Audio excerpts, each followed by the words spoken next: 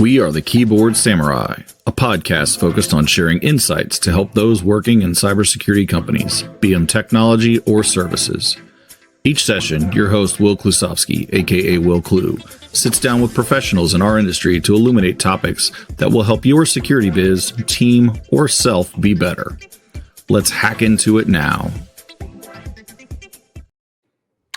Hey, everybody. Will here. And today we've got Mr. Unpopular Opinion himself, Josh Copeland. Josh, how you doing? Not too bad. Happy to be here. Great to have you. I'll let can you give me the 20, 30-second overview of who you are and why we should care what you have to say? You probably shouldn't care about what I say, but I'll tell you it anyway because that's what I do. 20-year veteran of the Air Force, did everything you think of in cybersecurity within that realm, kind of moved in Fed contracting as pretty much everyone who leaves the service does at some point or another. Went into MSP work with the great folks at AT&T doing state and local government stuff. Worked for Bose for a little bit, helping them upscale some of their cybersecurity posture. And I'm currently the director of managed security services at Quadrant Security based out of Jacksonville, Florida. And I'm also a professor of cybersecurity at Tulane University, Roll Wave. Oh, professor, that's fancy. I love that. So managed services, let's chat a little bit about that. You've been doing that for a really, really long time. What's something you've seen either all the MSPs or most of the MSSPs, obviously, you got the ones you've worked for, but you definitely, as somebody who worked in the MSSP space, we know about our competitors too, right? So kind of maybe what's that thing that you've seen everybody should be doing or shouldn't be doing that maybe they are? So because I am unpopular opinion guy, I'll start with the thing they shouldn't be doing. And the thing that the vast majority of them do is they overpromise and underdeliver. They commit to things that they have more, they commit to more things that they have resources and expertise on, more than they can support, leading to your clients being dissatisfied, burnout among your staff, and really you're setting up unrealistic expectations for both your client and the service that you're delivering, which is a fail across the board. So what should you do? Invest in your communications with your client. Be focused on what you can do. Be reactive, but also be proactive. That proactive piece is the difference between a MSP that you're just paying a service for and an organization that is a partner to your organization and you're going to have a long-term relationship with. Those consistent touch points, building trust. When they call you, they know they're going to get something done. It's not, one of 1,000 analysts that are going to take a call and then they're going to spend 2 minutes on your ticket and press on. Yeah, I think we've all seen that play out where the client at the end of the contract is wondering what they've been paying for the last couple of years because you don't have any kind of way to justify or show what you've done. That overworking, though, I mean, that's got to probably have an impact. The topic here being, we want to keep clients happy, but you also want to keep the staff happy. I got to imagine you've seen some cases where that is, creating some problems with your ability to staff and do the things you're overpromising, right? Oh, yeah, absolutely. When you overpromise, that means you inevitably have to overwork your personnel because if you're overpromising, you're probably not staffed appropriately to do that work in the first place, which creates a snowball effect where you're not letting folks get professional development. You're not supporting their mental health. You're not giving them the opportunities to de-stress. They're going to work tickets for, 8, 10, 12 hours straight with no ability for their brain to shut down and do something that is kind of enriching. Having good scheduling is absolutely critical. Supporting their mental health, making sure they're actually taking vacations, and you've set up your org structure that your folks can take vacation and they don't feel bad about taking vacation. Having recognition programs where you truly highlight the folks that are doing great things. A pat on the back saying, yeah, you did a good job, that was great. Sure, that's good, and you should do it as often as you can. But having those formal recognition programs, whether they be bonuses, awards, public acknowledgement, setting out a press release because your folks got certified or they won an award someplace else, those truly show that you as an organization care about that person. Giving them very clearly defined career pathway growth, giving them the ability to say, this is what you need to do to grow for what you want to do, not necessarily what I want you to do, because Right. clear, those two things, it's great when they align, but when they don't, you still should be helping grow that person, because I can tell you over my career, the number of people that I've worked with multiple times at multiple different organizations, that happens because you have good relationships and you build the right kind of programs that they want to come back and work for you. If you have folks that you worked with before and they don't want to come work for you again, that says a lot about what your program is and the kind of the culture that you're building. Are you hiring all people who come from your same background, look like you, talk like you, have the same education certifications, or are you being truly, cybersecurity focused and getting different perspectives, so you're all looking at the problems different ways? And when you do that, you build better culture, and obviously, in turn, hopefully, you retain your folks. And the key thing that nobody wants to talk about: you pay your folks a competitive wage compared to their peers. Yeah, that's I love the aspect of if you're not working with the same people, then it's probably on you. I think we all I hope everybody has this. I know I have a couple of people who, if they call me up and they're like, "Hey, Will, I need you to come sell shoes," I'm like, "Great, I'll do it," because I just want to work with those people again, right? And then I know lots of people like that who will pretty much follow around good leadership that they get to work with. Yeah, I fell into the whole cybersecurity SOC side of the house because I followed somebody who was a person I respected. You know, they're like, "Hey, we want to hire you, bring you into the SOC, and do senior level analyst work." And I'm like, "I've never worked as an analyst." I'm like, "I'll come work for you, but let's level set." And they're like, "No, we know you and you know us. This will work." And it was a great time, and I learned so much because you had that great relationship between your teammates. That's a very interesting aspect too, because I think the I don't want to get into the debate of the supposed talent gap, but like in that, just the ability to grow people within our industry, being able to recognize, hey, we've got, we know you're smart, you can figure this out, or we're going to be able to teach you. I imagine you've seen quite a bit of that, like having done it yourself, like you just said. Like I imagine that's kind of probably worked out for you as a leader in some cases too, right? Yeah, we both have a military background. It's one of those things. I can teach anybody to do anything. What I can't, 100%. I can't teach you to want to learn. You know, it's great if you have, the right kind of critical mindset, that you have, all the years of experience and background. But if you have a bad attitude, I want nothing to do with you. I will hire somebody who has less skill than you, who is hungry and wants to learn and is trainable, over somebody who has all the paper, all the accolades, but is just a horrible human being. Yeah, I don't think I think everywhere I've worked, I have seen that person on paper come in and just immediately, either through toxicity, not understanding their role and wanting to kind of do their own thing, or just being, oh, this is the way to do it, and this is all crap. This sucks. Do it this. We should be doing things this way, right? Not understanding how to come in and build an organization. I've seen I've seen that happen just about everywhere, and those people usually are taken out pretty quickly in the grand scheme of things. Let's talk. So I know we talked about career planning for your folks in the SOC, and I think that's something good to kind of go to. What sort of things do you look at for those in managed services? What are some of those things that they can be, or I guess just what's your approach to that, right? When you sit down and say, hey, Mr. Analyst, you got a year or two experience. Let's talk about what your future holds. How do you kind of walk through that with those folks? So first things first is I ask them, what do you want to do? What do you like to do? What are you passionate about? And see how that aligns with, what roles we have within the organization, what roles that I have, and where we can make those alignments. If there's not a direct alignment, you're a SOC analyst and you want to go off and do cloud security stuff.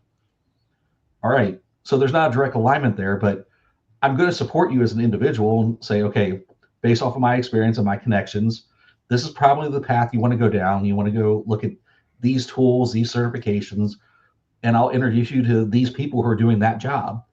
So you can kind of have that good mentorship. And from a SOC perspective, I'm still going to get great value from that because what does a SOC monitor?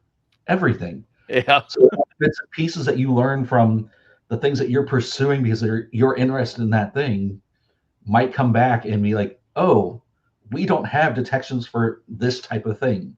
Or, oh, there's this new tool that's out. Let's add that into our stack.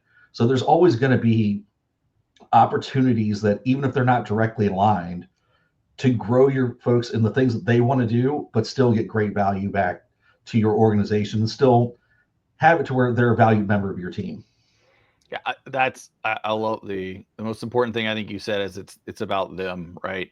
I mean, we all know at the end of the day, it's a business, so we're there to make money. But if you want to keep and retain your talent, you want them to be doing the things that they want to be doing. I've been fortunate enough in my past to, I'm the kind of guy that'll raise my hand and be like, "Hey, this needs to be done. It's not really what I want to do, but I'll go do it for a while.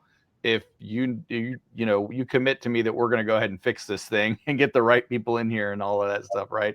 So, but the flexibility there, I love it. Just when we talk about what I call modern security operations or modern SecOps, right? It's no longer just a SIM tool. Like, we're feeding in, the attack surface data.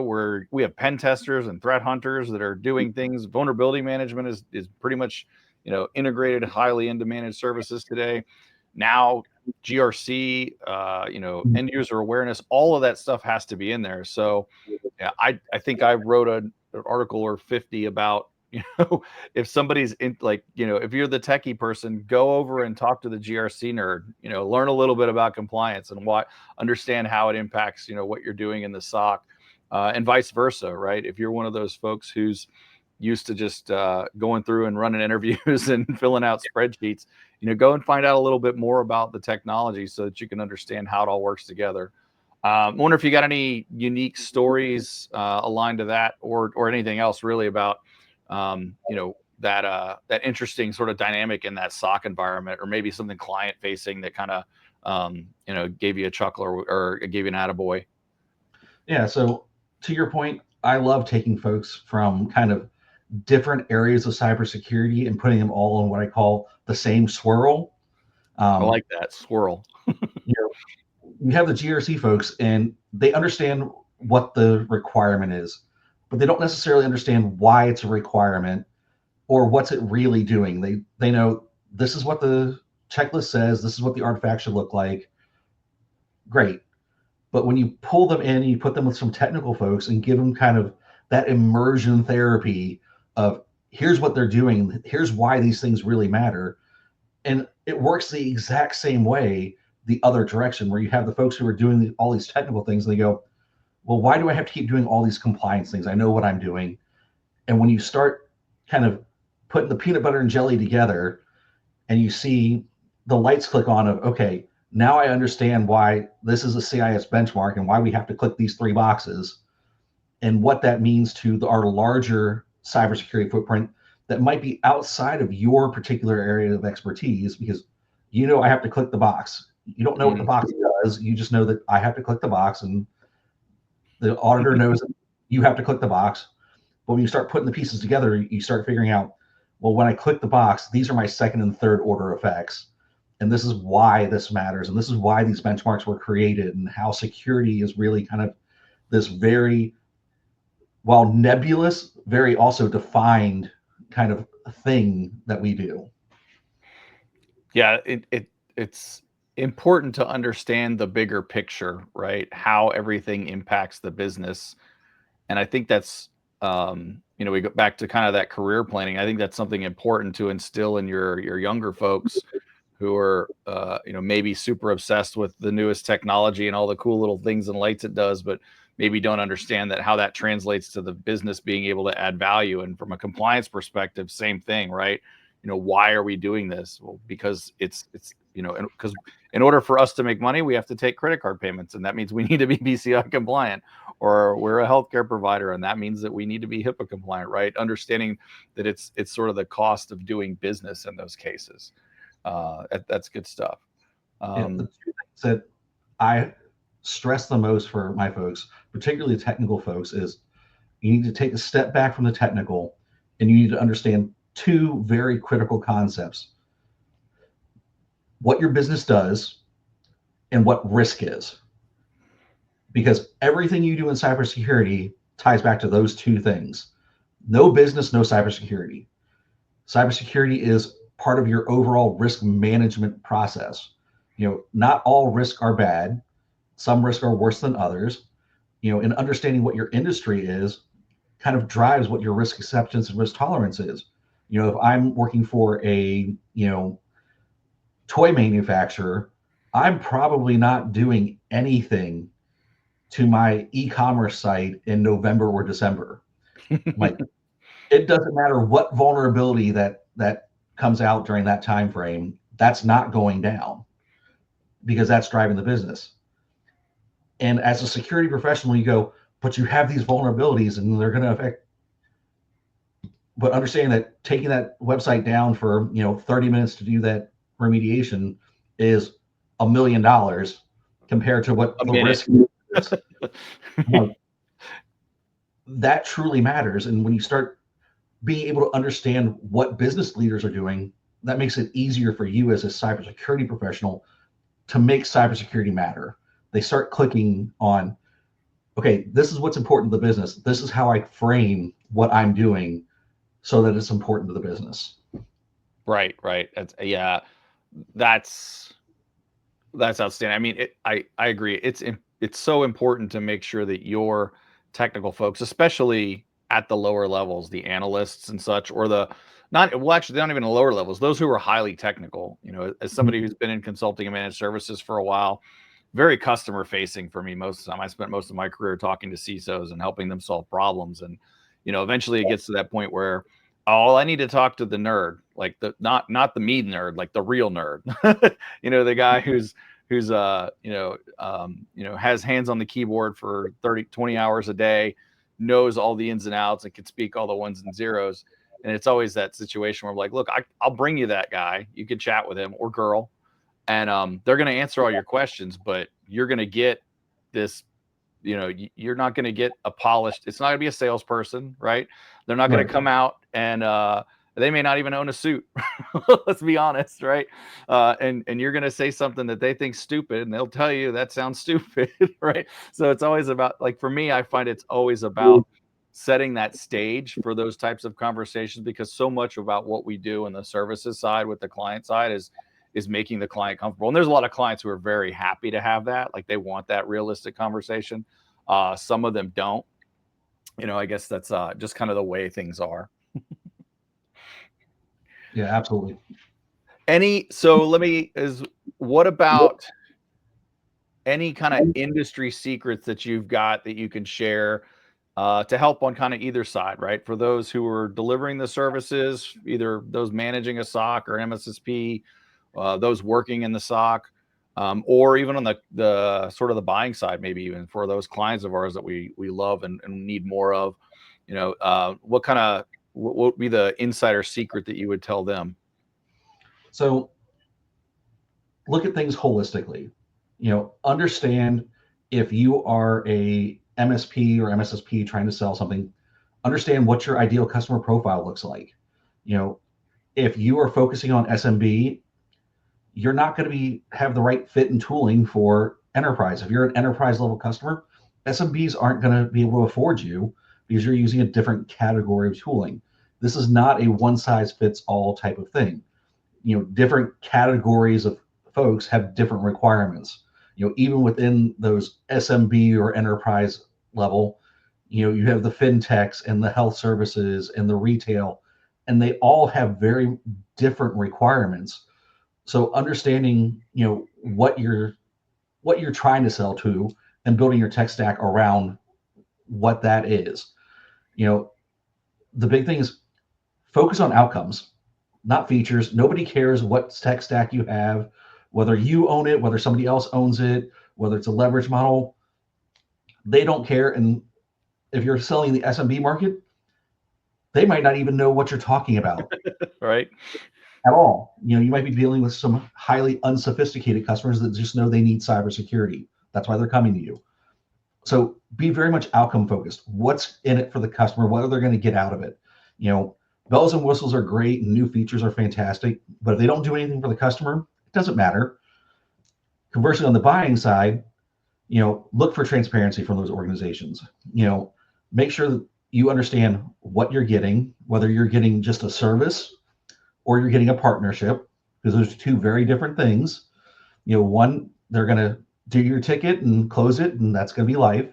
The other one's going to be far more consultative. They're going to be, that partner for you. They're going to tell you, hey, we've seen this. These are areas that you have opportunities into your organization that you can fix, grow, do things that I'm not selling you anything because we don't do that thing, but there are areas that you can grow. Beware of the black box MSSPs where it's the pay no attention behind the curtain of how these things work. You want to know, where are you getting your threat intelligence from? Are you getting threat intelligence from people that matter to me? If I'm a fintech and you're only getting, MS-ISAC data for state and local government, well, that's probably not a great fit for my threat profile. Try to understand where those things are coming from and where the value is for you as a customer. Am I going to be able to get better, rates on my cybersecurity insurance? Is it going to pass muster with my auditors if I'm, have to be PCI, DSS, or HIPAA? Take a look at those things and see what the evidence is behind that. Ask for customer referrals. Can you give me customers that are willing to talk to me and say, this is what the service is like in a real environment? Outstanding, Josh. Thanks a lot for all that. So before we close up here, where can everybody find you? LinkedIn, Joshua Copeland. You would easily find me as the unpopular opinion guy, ranting all over the internet. I also do a fairly heavy conference circuit, doing all kinds of talks. So if you are at a conference, check my page, see if I'm there, and come up, say hi, and we'll talk some unpopular opinions. Outstanding, Josh. Thanks a lot, man. Have a great day. Yeah, thanks. Thanks for enjoying Keyboard Samurai Podcast. If you'd like to engage, find Wil on LinkedIn at /Wil Klu or visit at wilklu.me. That's WILKLU.me for more info. Disconnecting now. Synac you later.